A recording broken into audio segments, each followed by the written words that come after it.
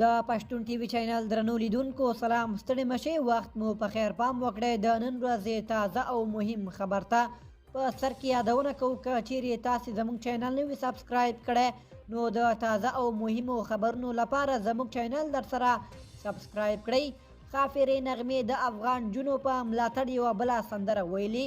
سندرغاړې خافرې نغمه په افغانستان کې د طالبانو لخوا پر افغان جنو او ښځو د محدودیتونو د لرې کولو په تړاو له یوې سندرې سره خافرې نغمه وایي د افغان جنو د حقونو په ننګ به خپل غږ اوچتوي، که د شعر له لارې وي که د سندرې له لارې وي.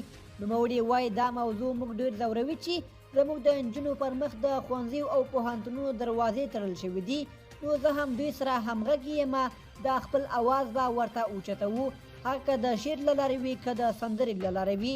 نغمه وایي په دې توګه غواړي تر نړیوالو خپل غږ ورسوي چې د افغان جنو او ښځو د حقونو د غوښتلو په برخه کې له دوی سره همغږي شي. نوموړي له طالب چارواکو هم غواړي چې پر افغان جنو او ښځو ټول لګول شوي محدودیتونه لرې کړي.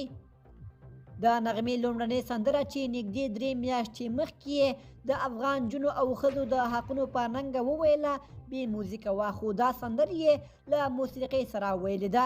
نوموړي د خپلې دې نوې سندرې په اړه وایي موسیقي په پېښور کې شوې، کمپوز د ماسټر علي حیدر او شعر د هارون حکیمي دی.